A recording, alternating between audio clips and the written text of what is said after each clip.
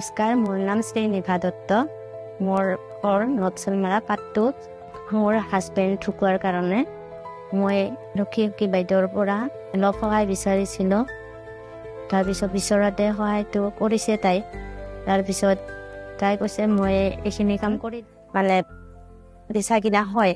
তাৰপিছত সেইখিনিৰ মানে দিয়াৰ পিছত মোৰ হাতত 9,000 8,000 মান থাকে। সেইখিনিৰে মই মানে মোৰ ঘৰৰ এইখিনি কৰোঁ।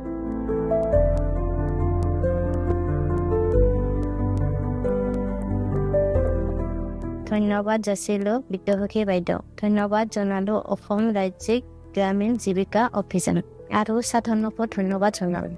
আৰু লগতে মই অসম গ্ৰামীণ বিকাশ বেংকৰ ছাৰ বাইদেউহঁতকো ধন্যবাদ যাচিলোঁ।